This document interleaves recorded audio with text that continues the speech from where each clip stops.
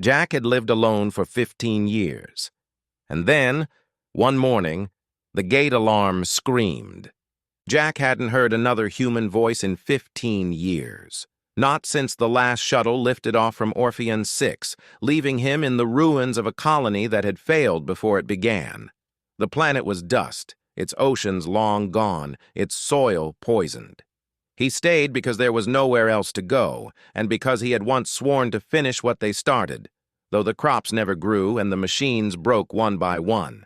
He learned silence. He learned to live with ghosts. His days were measured in repairs, his nights in stargazing. Sometimes he wondered if the stars looked back.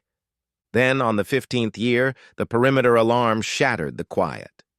Jack staggered from his hut, rifle slung across his back, heart pounding in his ears. No one came here, no one could. And yet, at the edge of his crude fence, the sensors wailed. He climbed the watchtower, lifted the battered scope, and froze. 11 figures stood on the horizon, cloaked against the desert winds. Their skin shimmered violet beneath the rising sun, their eyes silver, their movements graceful even as the dust whipped around them. Aliens, tall, slender, not of any race he had seen in his youth. They stood in formation, yet not like soldiers, more like pilgrims, and they were walking straight toward his gate. Jack descended the ladder, boots crunching the salt-crusted ground. His finger brushed the rifle's trigger guard, but some instinct told him not to raise it. He waited as the figures approached, the wind tugging at their cloaks. When they reached the gate, the tallest stepped forward and pulled back her hood. Her face was sharp, beautiful in a way that unsettled him, like a statue that had chosen to breathe. Her violet skin caught the light, her silver eyes steady. And then she spoke, her voice low and clear. "We've come a long way, Jack." The name stopped him cold. He hadn't heard it spoken in 15 years. His pulse hammered. "How the hell do you know my name?" From among the group, another stepped forward, shorter, younger, her eyes softer. She looked at him as though she were seeing a ghost, and then, in a trembling voice, she said words that turned his blood to ice. "Because I've seen you before, in my dreams." The others shifted, murmuring softly in a language he didn't know. But Jack barely heard them.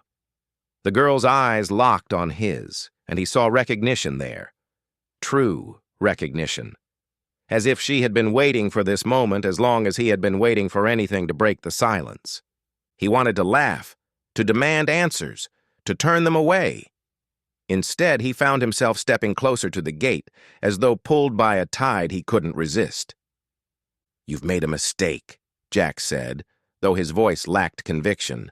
"This world is dead. There's nothing here for you."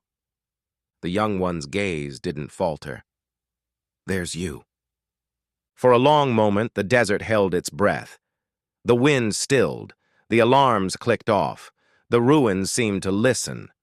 Jack, the man who had buried 15 years of solitude under silence and dust, stood at the threshold of something he couldn't yet name. He should have sent them away. He should have turned his back. Instead, Jack opened the gate. And what he did next would change everything. Jack let them in, and the world he thought was dead began to stir. The gate groaned as it opened, hinges grinding against years of sand and neglect. Jack's hands hesitated on the crank, his instincts screaming at him to shut it again, to send them back into the desert. But it was too late. 11 violet-skinned women stepped inside the perimeter, their silver eyes scanning his home like they had always belonged there. The tall one, the leader, or so she seemed, studied the outpost with quiet calculation. The rusting water towers, the patchwork solar panels, the rows of dead crops long since turned to dust. She betrayed no disdain, no pity, only patience. "You live here alone?" she asked. Her accent twisted the words, but her meaning was clear. Jack shrugged. "I manage." "You survive," she corrected. Not the same thing. He bit back a reply. Years of solitude had dulled his tongue, but not his pride. He turned to the younger one, the girl who had spoken his name, who had looked at him with those strange, knowing eyes. She stood apart from the others, her hood still pulled low, but her gaze never left him. "All right," Jack said finally. "Who are you? And how do you know me?" The leader glanced at the girl, then back at him. "We are of the Lyran Sisterhood, exiles, pilgrims. Call us what you wish. We come from a world the hegemony has long since burned." She paused. "As for how we know you, that is her truth to tell." The girl shifted under their gazes. Slowly, she lowered her hood. Her features were softer than the others, less severe, her skin faintly luminescent in the sun. When she spoke, her voice trembled, but carried a certainty that silenced the rest. "I have seen you since I was a child," she said, "in dreams that come like fire and shadow. Always here, always you, your face, your voice, the way you stand." Her silver eyes glistened. "I knew one day I would find you." Jack's stomach tightened. Dreams. Prophecy. He wanted to dismiss it as madness, but she described things no alien should have known. The scar along his jaw, the way he wore his coat, patched with the insignia of a unit that hadn't existed in decades. Even the crude watchtower he'd built with his own hands. He swallowed hard. "Dreams don't mean anything." The girl smiled faintly. "Then why are you exactly where I saw you?" Silence stretched between them. The other women began to move about the compound, setting down packs, unrolling blankets. They behaved as if his home were theirs now, as if his permission had never mattered. Jack snapped, "Hold it! You don't just march in here and—" The leader cut him off with a raised hand. "We mean no harm, Jack. But you must understand, we have come for you." He laughed, bitter and disbelieving. "For me? I'm nobody. Just a man clinging to a dead rock." Her silver eyes narrowed. "You are more than that. She has seen you, and the Sisterhood trusts visions. They have never failed us." Jack's pulse quickened. He turned away, muttering, "You've got the wrong man." But as he walked back toward the hut, the girl's voice followed him, soft and steady. "No, you are exactly who you're meant to be." That night, Jack sat alone by the fire pit, watching sparks claw at the night sky. The 11 women had taken to their quarters quietly, setting camp as if they had done this 1,000 times before. The girl, her name he learned was Liara, slept under the stars, her breathing slow, peaceful. And yet Jack couldn't sleep. Because for the first time in 15 years, his world was no longer silent. It was filled with voices, with footsteps, with eyes that knew him when they shouldn't. He looked up at the shattered moons above, his fists clenched around the rifle resting on his knees. Something was moving. Something bigger than him, bigger than this dead world, and he had just let it through his gate. Jack demanded answers. What Liara revealed shook the silence of 15 years into dust. The morning came harsh and dry, the suns clawing their way over the cracked horizon. Jack rose early, as he always did, to tend to the few machines still stubborn enough to run. But when he stepped outside, he found the strangers already awake, moving with quiet coordination. 2 were drawing water from his barely functioning recycler. Another was patching the fence he'd left rusting for years. Their presence infected every corner of the compound, as though they had always lived there. Jack scowled. "You're comfortable for guests who weren't invited." The tall leader gave him a look calm as stone. "We don't intend to be your guests. We intend to survive here, with you." His chest tightened. "No one survives here. Not for long." "Yet you have." He didn't answer. It was Liara, the youngest, the dreamer, who approached then. She carried the baby blue sky of her gaze with unnerving steadiness, though her voice was quiet. "You want to know why we came? Why I knew your name?" Jack crossed his arms. "Start talking." She lowered herself to sit on the cracked step beside his boots. "Since childhood I have seen visions. They come as dreams, but clearer, sharper, memories of futures not yet lived. At first I thought them curses, but the sisterhood called them threads." "Threads," Jack repeated, skeptical. "They believe time is not a line but a weave. Some of us are born able to see the knots, the moments that bind all futures together. And in every vision I had, there was always you. Your face, older, scarred, standing against the ashes of a world. Always the same, always here." Jack laughed harshly. "So I'm a knot in your tapestry? Sorry, I'm just a man fixing junk and counting the days until the suns burn me out." Liara shook her head, her silver eyes bright in the morning light. "You're wrong. You are more than that. You are the beginning of something the hegemony cannot control. That is why I came. That is why we came." At the mention of the hegemony, Jack stiffened. He hadn't heard that name spoken in years, not since the collapse of the colony. It lingered like a curse on the wind. "What do you know about the hegemony?" he asked sharply. Liara's lips pressed thin. "They hunt us. They destroyed our world because we carried secrets too dangerous for their rule. But my visions show me there is one chance to defy them, one chance to shatter their chains. And it begins with you, Jack." He turned away, anger bubbling in his gut. "I can't fight the hegemony." "I tried once. I watched friends die while they ground us down. And you think me, a hermit with broken machines, can finish what entire armies couldn't?" Liara stood, her voice rising. "Not alone. But you are the anchor. Without you, the weave unravels. With you, it holds." Her certainty rattled him more than any argument. For years, Jack had believed he was forgotten, left to rot with the ruins of Orpheon 6, but now this girl looked at him as though he were the center of the galaxy. He shook his head. "Dreams don't win wars." "No," she admitted softly, "but they show us where to start."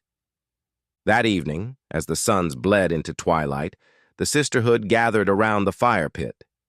Jack kept to the shadows, listening despite himself.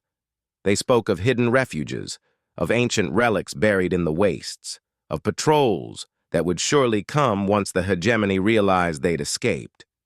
But most of all, they spoke of the prophecy, the dream Liara carried. "She saw him," one murmured. "She always saw him," another whispered. Jack clenched his fists. He didn't want destiny, he wanted silence. Yet silence had already been broken. Liara's gaze found him across the firelight. "You can run from us, Jack, but you cannot run from what you are." The flames danced, painting her face in gold. For the first time in 15 years, Jack felt something stir deep inside him. Not fear, not anger, something far more dangerous. Hope. Jack thought Orpheon 6 was forgotten. He was wrong. The night was uneasy. Jack sat in the watchtower with his rifle across his knees, eyes on the horizon. For 15 years, nothing had disturbed the silence of this world. No patrols, no merchants, not even scavengers desperate enough to pick at bones. But now, with 11 strangers in his camp, the silence felt thinner, fragile, like glass ready to crack. He told himself it was paranoia, until he saw the light. A flash on the far ridge, faint but sharp. Not lightning, not reflection, controlled. Jack cursed under his breath. He slid down the ladder and stormed into camp. The sisterhood stirred from their rest, their silver eyes turning toward him. "Get up!" he barked. "Now!" The tall leader rose gracefully, no fear in her expression. "What did you see?" "Scouts," Jack growled. Signal flashes. Could be hours away, could be closer, but they're here. The women exchanged glances, as though this was expected. Liara stepped forward, her voice quiet but steady. The hegemony has been hunting us since the day we fled. Did you think they wouldn't find us? Jack's jaw clenched. And you led them straight to me. You opened the gate, Liara said softly. The words cut deeper than he wanted to admit. The leader spoke then, her tone calm but firm. We had no choice. The hegemony knows of Liara's visions. They fear what she has seen. They will burn worlds to snuff her out. She looked at Jack, her eyes narrowing. And now they will burn you too. The truth hit him like a hammer. 15 years of solitude shattered in a single night. He could already hear it, the low thrum of engines carried faintly on the wind. Not scouts, dropships. They're here, he said. The sisterhood moved quickly, gathering their packs, their weapons, strange curved blades that shimmered faintly, tools from a culture Jack didn't understand. He grabbed his old kit, the rifle he'd sworn never to lift again. His hands remembered the motions, his chest remembered the weight of war. By dawn, the first dropship descended, a black shadow against the red sky, its thrusters boiling dust into storm. Jack and the sisterhood watched from the ridge, crouched among the rocks. The ship landed in the valley below, its ramp unfolding like a predator's jaw. Black-armored soldiers poured out, their visors blank, their rifles gleaming. Recon first, Jack muttered. They'll sweep the outpost. Then they'll fan out. Liara's hand brushed his sleeve. What do we do? He looked at her, at the girl who claimed she'd seen him in her dreams.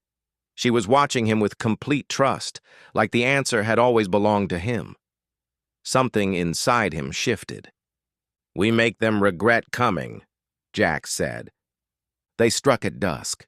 Jack rigged the old recycler to vent explosive gas, then waited until the patrol walked straight through the gates of his compound. One spark and fire roared skyward, swallowing the first squad in a storm of flame.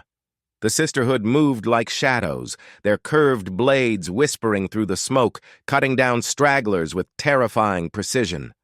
Jack's rifle barked from the ridge, dropping soldiers one by one. 15 years of rust fell away with each shot. His body remembered, his mind remembered, and for the first time since the colony fell, he felt alive. But the hegemony didn't retreat.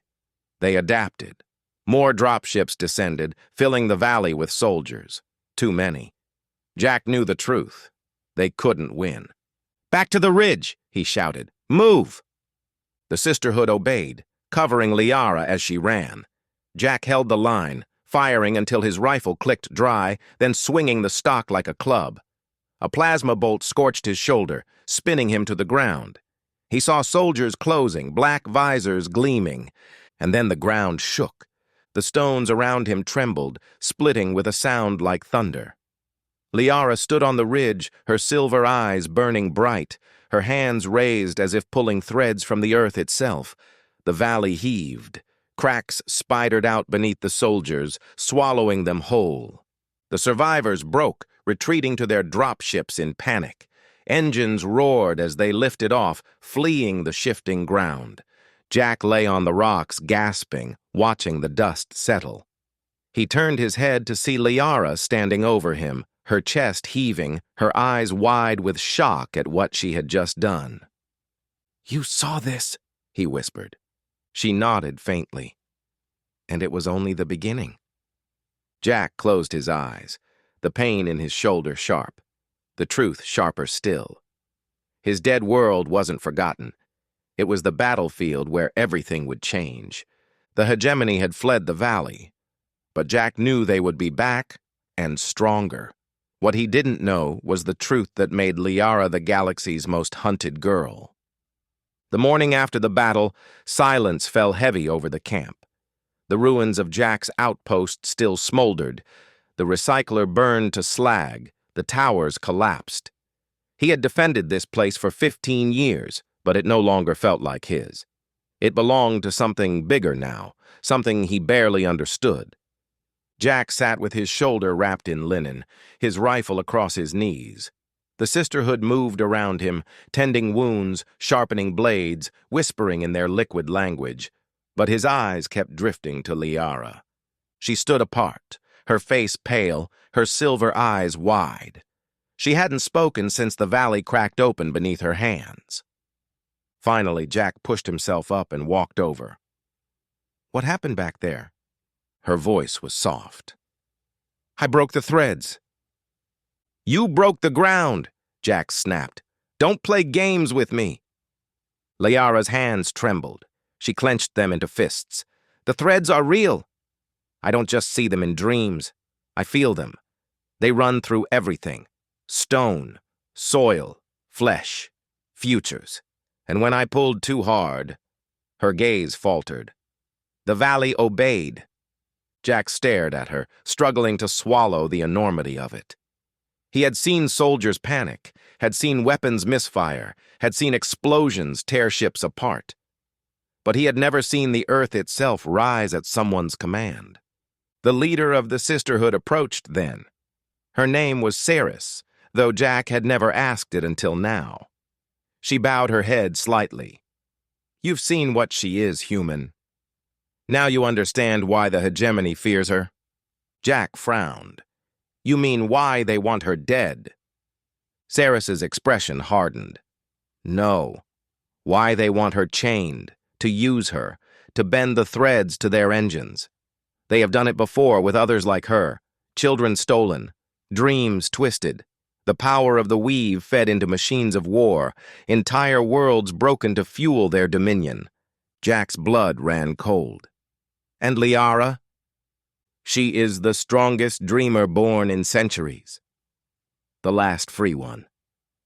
The fire crackled between them, spitting sparks into the wind. Jack looked at Liara again. She seemed so young, too small to carry such a weight. And yet, he remembered the way she had stood on the ridge, hands raised, earth trembling to her will. Liara's voice was almost a whisper. "I never wanted this." The visions were enough to curse me. But now... She looked at Jack, her eyes glistening. "Now I know why I saw you. Because you don't run. Because you don't break." He wanted to tell her she was wrong, that he had broken 100 times in the silence of Orphean 6, screaming into the dust, that he had run from battles he couldn't win, left comrades in graves without names. But the words stuck in his throat, because she was looking at him like he was more than he had ever been. Ceres knelt, spreading a map etched on thin sheets of alloy. "The hegemony won't retreat for long. They will come with fleets, with engines that devour skies. We must move. Liara must reach the chorus of Sanctum. It is the only place the threads can be shielded from their chains." Jack shook his head. "Sanctum's a myth, old colonists' tale." "It's real," Ceres said, hidden, waiting, and she is the key. The sisterhood's eyes turned to Liara, then to him. The weight of it settled heavy as iron. For 15 years, Jack had been invisible.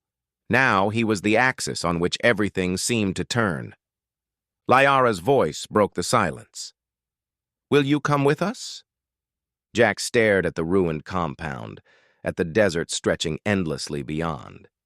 He had built a prison here, brick by brick, thinking it was survival. Now he saw it for what it was, an exile. He turned back to Liara, her silver eyes bright with fear and hope. "If the hegemony wants you, they'll have to go through me first." The sisterhood bowed their heads in unison. For the first time in years, Jack felt the pulse of something stronger than survival, purpose. But deep down, he knew this was no rescue mission. It was war. And the dead world he had guarded so long was only the beginning. The dead world was no longer quiet. The hegemony had found them, and only one path remained. The sisterhood moved at dawn. Jack helped pack what little could be carried: ration tins, water skins, spare blades, and Liara's map etched in alloy.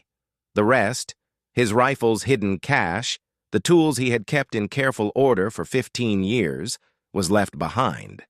For the first time, he didn't look back. They crossed the desert in silence, their shadows stretching long in the pale sun. Jack took the lead, scanning the horizon for movement. Behind him, the 11 violet-skinned women walked with unearthly grace, their silver eyes scanning the wastes. Liara stayed at his side, her small steps matching his long stride, her presence quiet but steady. "Where exactly are we going?" Jack asked Saris, who walked just behind. "The Sanctum," she said. "A fortress older than the hegemony, hidden beneath stone and sand. Only the blood of a dreamer can open its gates." "And what happens when we get there?" "Then she learns what she is." Jack grimaced. "Great." No pressure. The first pursuit came by midday. 2 hegemony scout craft swept low over the flats, engines howling. Jack threw himself flat against the sand, pulling Liara down beside him. The sisterhood melted into shadows, cloaks blending with stone. The craft circled, scanning, then roared away. For now, they were unseen. But the reprieve would not last. By nightfall, they reached the ridge of ash, a jagged spine of black stone that cut across the horizon. They camped in a shallow hollow, a fireless circle, eating in silence.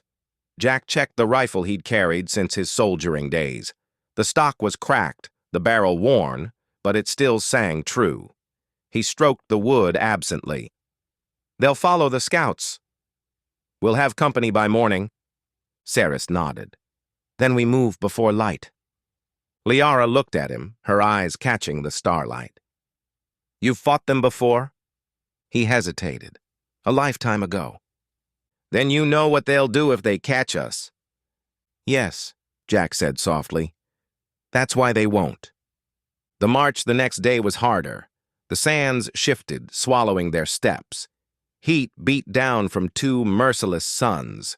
One sister stumbled, and Jack caught her, hauling her upright.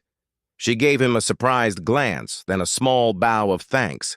It struck him then. He wasn't just a guide. He was becoming something else to them. Anchor, shield, the human at the center of the dream. At midday, the sky split with fire. Dropships descended on the far horizon, black specks growing into monsters of steel. Jack cursed, scanning the terrain. "We need cover now!" They ran. The sisterhood moved like a single body, cloaks billowing. Jack hauled Liara up the slope of a shattered ridge, heart hammering. Plasma fire scorched the earth behind them, turning sand to glass. At the top of the ridge, the world opened. Below stretched a canyon, wide and deep, its walls carved with markings like scars of a forgotten age. Saris's voice rang out, fierce with hope. "The Canyon of Keys." "We are close." Bolts seared the ridge. Jack spun, firing into the smoke. 3 soldiers fell, black armor cracking under the force of his shots. But more swarmed up the slope, relentless. "Go!" Jack roared. "Get her to the canyon!" The sisterhood obeyed, sweeping Liara into their midst.